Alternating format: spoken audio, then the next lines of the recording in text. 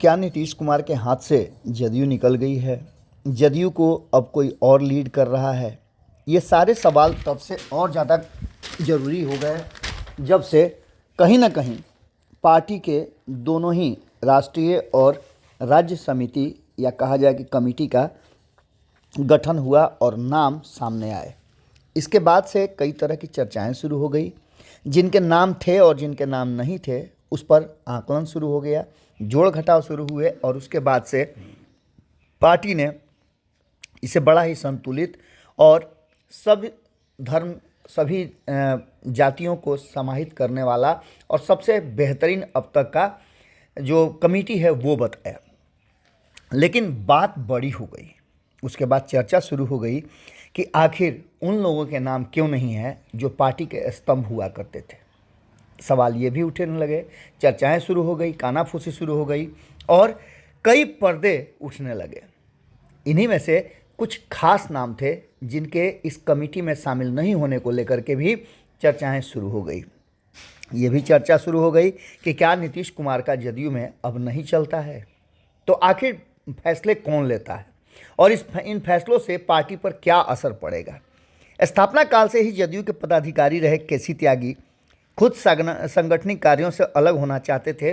Party को ये बाहर निकल करके बोलना पड़ा, लेकिन केसी त्यागी का इस पर बयान आ गया।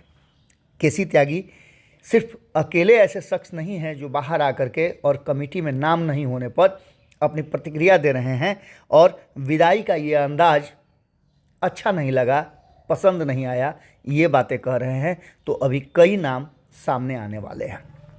आपको बता दें कि पार्टी ने ये बात कही है कि उनकी इच्छा का सम्मान करते हुए उन्हें इस बार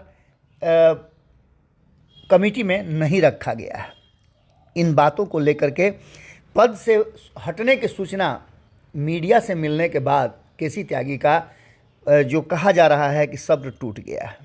उन्होंने कहा कि भावनाएं आहत हुई हैं और इन भावनाओं को आहत होने के पीछे आखिर क्या मकसद हो सकता है।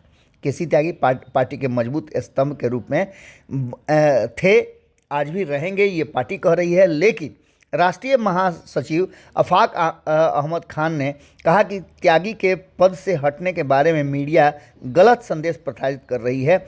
जदयू ने मंगलवार को केंद्रीय पदाधिकारियों की सूची जारी की। पार्टी ने अगले दिन ही आधिकारिक वक्तव्य जारी किया। इसके मुताबिक पिछले 10 दिसंबर को आयोजित राष्ट्रीय परिषद की बैठक में त्यागी ने मुख्यमंत्री नीतीश कुमार से सांगठनिक कार्यों से मुक्त करने की बात कही थी। लेकिन इसके बाद सबसे दिलचस्प है कि केसी त्यागी क्या कहते हैं, क्योंकि जिन्हें हटाया गया है उनका पक्ष भी जानना जरूरी है। केसी त्यागी ने इस विषय पर अपनी बात रखते हुए कहा, जो कि पूर्व सांसद भी हैं, कि 22 साल तक जदयू के पदाधिकारी रहे। उससे पहले चौधरी चरण सिंह, जॉर्ज फर्नांडिस के साथ संगठन के पदधारक रहे हैं। कुल 48 साल का सांगठनिक अनुभव है। अब संगठन से जुड़े रहने की इच्छा नहीं है। लेकिन इसके बाद का जो उनका बयान है वो काफ़ी महत्वपूर्ण है। उन्होंने आरसीपी सिंह के अध्यक्ष रहने के समय भी संगठन से मुक्त रहने की बात कही थी, लेकिन आरसीपी सिंह ने उन्हें संगठन में स्थान और सम्मान दोनों दिया था। त्यागी ने कहा, सूची में मेरा नाम नहीं है, यह सूचना मुझे पहले मिल जाती तो अच्छा लगता। नीतीश कुमार जी बार बार कहते हैं कि मुझे प्रधानमंत्री बनने की इच्छा नहीं है, मुझे मुख्यमंत्री बनने की इच्छा नहीं है, लेकिन उसके बावजूद भी मुख्यमंत्री की कुर्सी वो कभी छोड़ते नहीं हैं। उस कुर्सी को बचाने के लिए बहुत सारे राजनीतिक उथल पुथल होते हैं। हालांकि केसी त्यागी ने इसके साथ ही अपनी बात रखी है कि नए पदाधिकारियों की सूची में यह जिक्र रहता कि हमारी इच्छा का सम्मान करते हुए पदमुक्त किया जा रहा है तो यह और भी अच्छा लगता है। इसका सीधा मतलब है कि कहीं ना कहीं बड़ी बेआबरू होकर के तेरे कूचे से हम निकले वाली बात है। और केसी त्यागी ने भले ही ये बात कही हो, लेकिन आज जिस तरह से उनकी विदाई हुई वो उन्हें पसंद नहीं आया। कई लोगों की विदाई इस तरह से हो चुकी है। इस फहरिस्त में केसी त्यागी ही नहीं है, इसके अलावा और कई नाम हैं और धीरे धीरे करके सभी नाम सामने नज़र आएंगे। अब देखना दिलचस्प होगा कि जदयू कैसे इन सब चीज़ों को संभाल पाती है। हालांकि आधिकारिक बयान जदयू की तरफ से आ गया है, लेकिन कहीं ना कहीं इस मामले में ललन सिंह कटघरे में खड़े हैं, क्योंकि राष्ट्रीय अध्यक्ष वही हैं और ये फैसला उनको ही लेना था। जुड़े रहिएगा भारत लाइव के साथ, अगली खबर में जल्दी ही मुलाकात होगी।